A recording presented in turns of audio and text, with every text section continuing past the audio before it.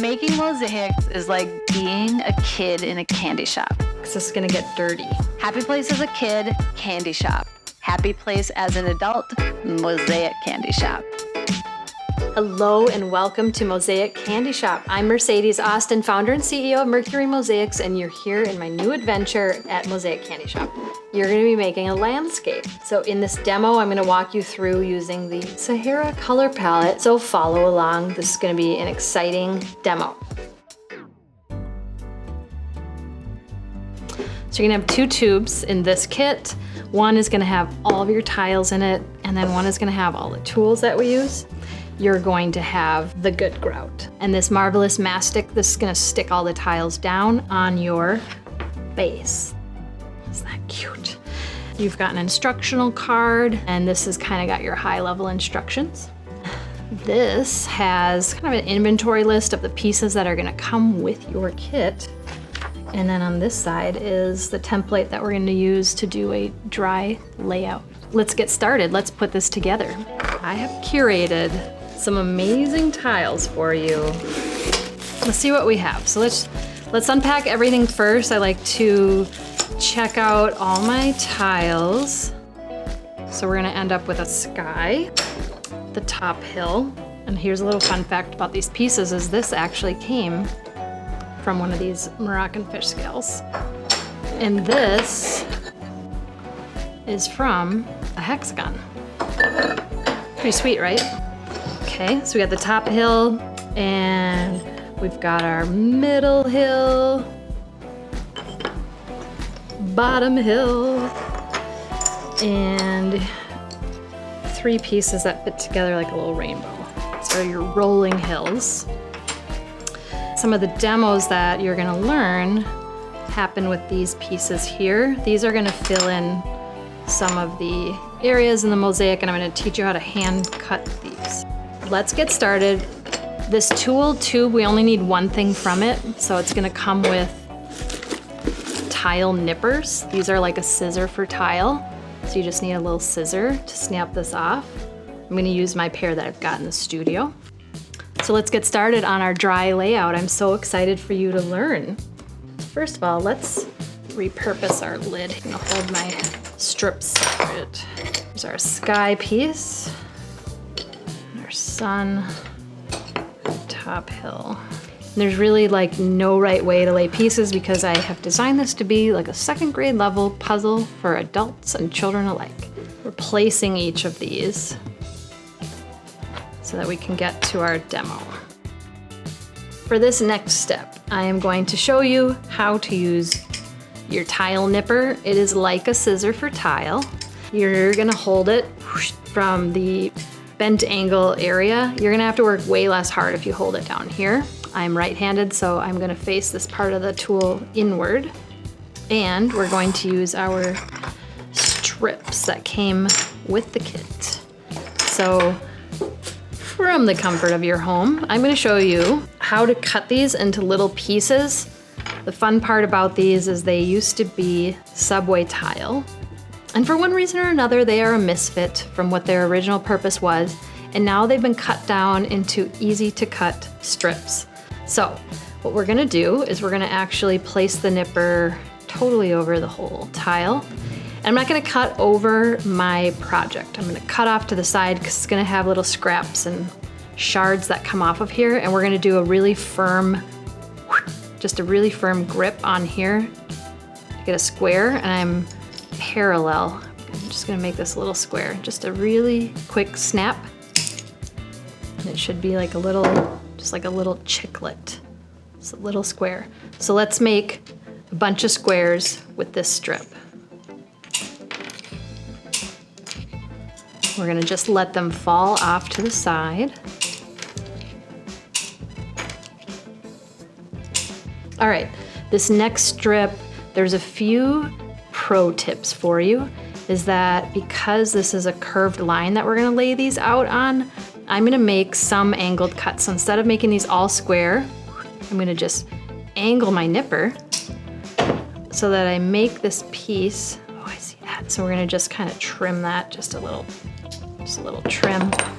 So we're gonna have a variety of square pieces and a variety of angled pieces. So let me just clean this up here too. Just a little. Okay, so now I'm gonna angle in the other way and another angle. And now I'm gonna go straight and one more angle. And I'm gonna stop there and I'm gonna leave a spare.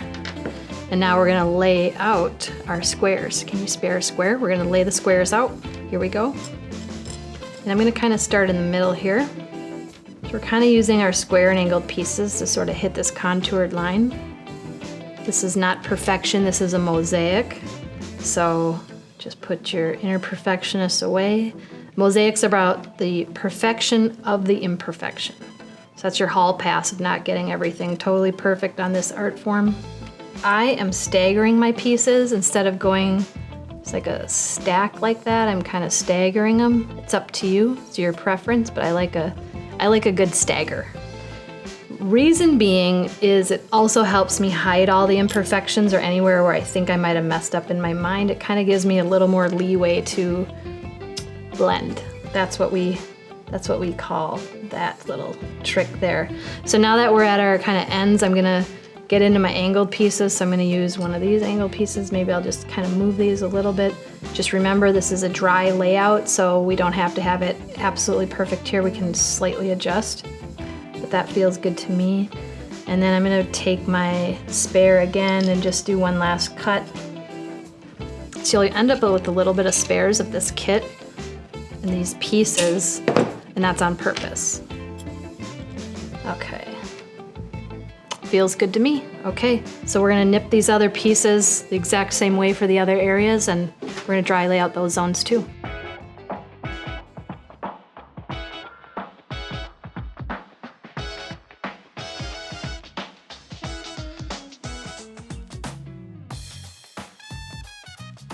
All right, now what we're gonna do, you and I together, we are gonna take this dry layout and we are going to spread our mastic, which is another word for glue, and we are gonna transfer these pieces to this base. Are you ready? And I prefer, before I do this step, just, most households have a little painter's tape. We're gonna use that to protect the edges. So I'm gonna do that.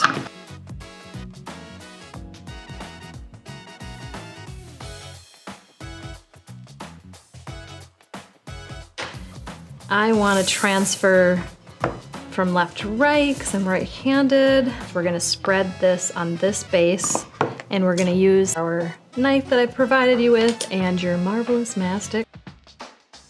And what I'm gonna do is, I'm not gonna use all this, but I'm gonna use a lot of it. 3 dollops will do ya. 1, 2, 3. So I've got a little bit left over. I'm gonna leave it open. And I'm gonna spread it around. My goal is to treat this like spreading cream cheese on a bagel or icing a cake. So I'm gonna go from the middle to the edges, and I want full coverage up to the edges. Don't worry about how thick it is. Okay, now I'm gonna even it out, and that's me taking the excess off. It's about 1/8 of an inch thick, approximately. We don't want it so thin that you can see your base. And for those of you that took the time to put the painter's tape on the edges, you're gonna be thanking me. But don't worry if you didn't do it, it's easy to wipe off. All right, now this is, if you haven't done mosaics before, probably everyone's most nerve-wracking part, but I am here with you every step of the way. So we're gonna take our loose layout of this mosaic and we're gonna transfer it to this base that now has mastic. We're gonna start with the big pieces first. I'm gonna start way up high in the sky, and we're gonna just lightly transfer them to the base. We're not gonna try to adhere it down permanently just yet. So we might have to move some things around. Can you see how I'm just loosely allowing it to just sit there? I'm not gonna commit just yet. There's not a lot of rocket science to this. It's just a simple transfer. At this final kind of string of these, I'm gonna start from the outside edge because I wanna make sure I don't go off the edge.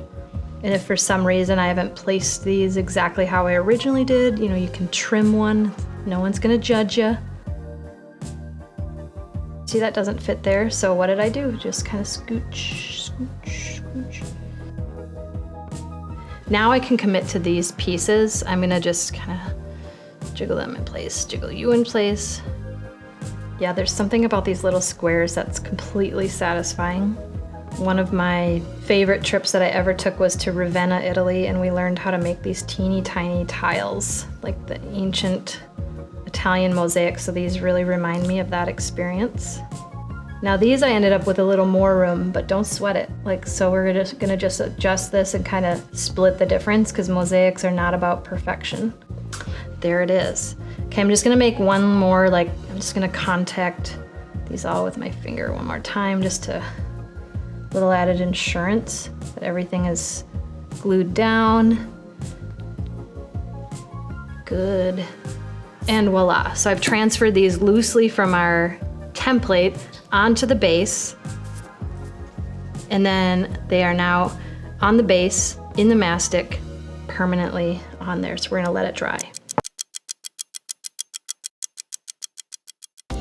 Okay, we are at a very exciting step. This is kind of sort of my favorite part because it marks the end of your journey of making a mosaic, and that is grouting. So we are going to fill in all the spaces in between the tile with grout. So we are going to use, from the tools I've provided, we have three shop towels, and we've got these gloves, and then you've got your grout. When I grout, I like to wear 2 sets of disposable gloves. I'll show you why. Not 1, but 2.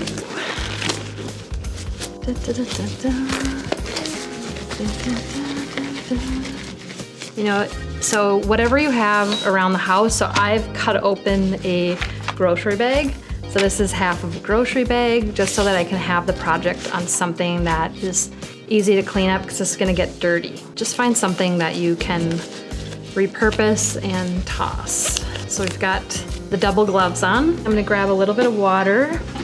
Oh, look at that, I have a little water. Okay, just dip my shop towel. I wanna have a damp shop towel on standby. Just squeeze that out. And then I've got 2 dry shop towels. So we're gonna just leave our damp shop towel here. So I've got my 2 shop towels that are dry, I've got my damp shop towel, and I've got my grout. Here we go. Okay, just put it on your mosaic. So it's already pre-mixed for you. All right, so here we go. We're gonna rub it in, and it's about circular motions. So we're gonna cover, rub it. It's gonna feel very counterintuitive, but our job is to fill in all of the gaps with this grout. Circular motions is gonna drive it down into all of the crevices. And this is a sanded grout, so it's like your tile plus this grout creates one entire surface. So I'm gonna do this on the face of your mosaic first. And I'm holding my mosaic in place, and I'm not sliding it all over the place. If you are a slider and you're gonna move it all over the place, I would suggest masking the back, but I haven't done that. I've just masked the sides with the tape earlier. Once I've covered all of the spaces, now I'm gonna go to the sides, and I'm rubbing in the sides, and I'm filling in those gaps. I'm gonna do that around the whole mosaic, including at the arch, kind of repurposing the grout from the top to the sides for the edges. Now I'm at the bottom. The bottom part is probably the edge that has the most crevices because there's all those little pieces. I'm gonna kind of just do a little cleanup of the grout, and I'm gonna get all the excess grout now in case I need it. You can't save this for later. Let's try to be clean about this and take it off like that, inside out. Pay attention to what you're doing. And you see I kind of got a little bit of, I'm just gonna kind of brush that off. After I wipe this with this wet shop towel, you'll see what I'll do with my bag. So it's sort of like an archaeological dig because I'm looking for the beautiful mosaic underneath this big hot mess of grout. Shop towels are pretty durable, so I'm gonna kind of turn it inside out so I have another clean edge. Not worrying about the edges yet, because I want to get to that clean part. Let's flip this up. And let's just fold our bag. You can hear my Minnesota accent, I bet. People always make fun of how I say bag. Just gonna fold it. I'm also gonna have handy my knife from earlier. And I'm gonna take my first dry shop towel. I'm gonna do a dry cleanup. We can start to see the pretty, colorful mosaic. And notice I'm not using my other shop towel yet. That's kind of like on standby. You shouldn't technically need to use it, but if you do, it is there for you. Cleaning that up. And now on the edges. So I think first it's easier to just sort of clean off that grout from the edges. And then to make the tape easier to come off, I'm gonna use my damp shop towel and just kind of clean that up.